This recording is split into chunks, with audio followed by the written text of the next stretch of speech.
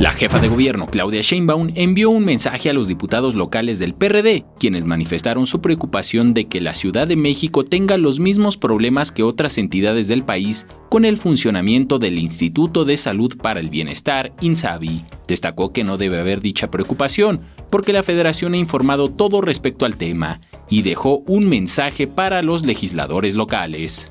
O sea, si hubo un abandono de la salud en la ciudad fue precisamente en la administración pasada.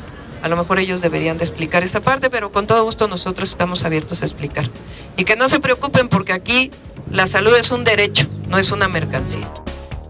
Después de inaugurar el Pilares Magdalena de las Salinas en la alcaldía Gustavo Amadero, la mandataria local indicó que confía en la Fiscalía General de Justicia Capitalina tras la emisión de la ficha roja a la Interpol para localizar al extitular del INVI, Raimundo Collins Flores, buscado por mal uso de recursos públicos. En cuanto a la Guardia Nacional, que trabaja en la zona limítrofe de Gustavo Amadero, el alcalde Francisco Chiguil aseguró que el índice delictivo ha bajado gracias a la presencia de la Corporación Federal.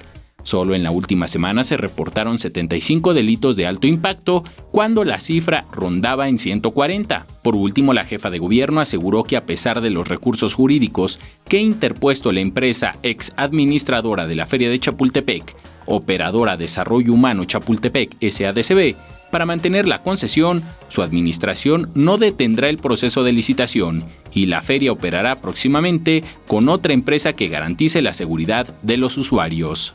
Ahí estamos en una estrategia jurídica. La Feria de Chapultepec se va a abrir lo más pronto posible y estamos ahí en una estrategia jurídica. Es decir,